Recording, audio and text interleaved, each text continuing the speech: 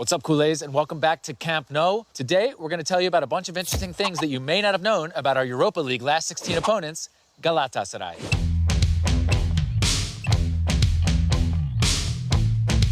Galatasaray is from Istanbul, Turkey, and it was founded in October of 1905, consisting entirely of student members of Galatasaray High School, which is the oldest high school in Turkey, established in 1481. And the association football club Galatasaray SK was formed by and named after the institution. The footballers consisted entirely of the school's students during the club's formative years. Galatasaray High School is the precursor of Galatasaray Community, which includes the football club, its parent, Galatasaray Sports Club, and Galatasaray University.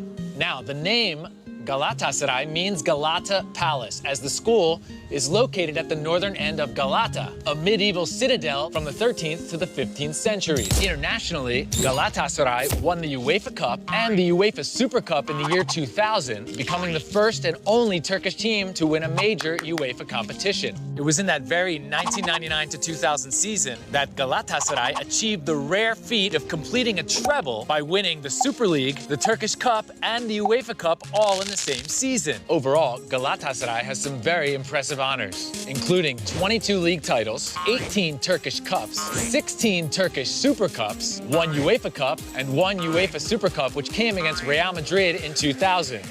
Good job, guys. Now let's talk a little bit about Galatasaray and FC Barcelona. We've faced Galatasaray 8 times. In those 8 games, we've scored 14 goals and conceded 6. In fact, our last match against any Turkish team was against Galatasaray back in 2002, right here at Camp Nou. We won that game 3-1.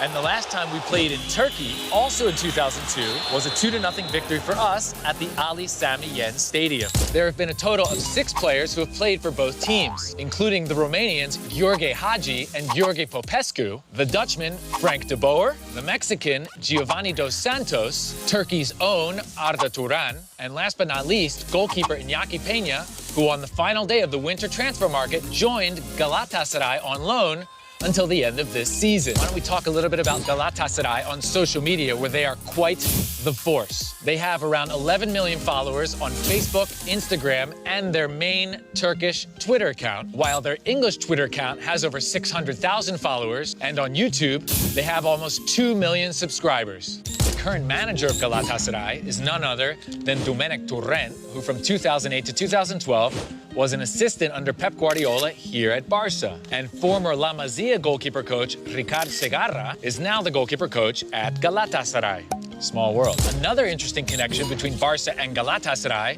has to do with Sergio Busquets. Busquets made his Spanish national team debut in Turkey on April 1st, 2009 at the Ali Sami Yen Stadium, which is Galatasaray's former ground. In fact, it was such a special moment for Busquets that he even tweeted about it.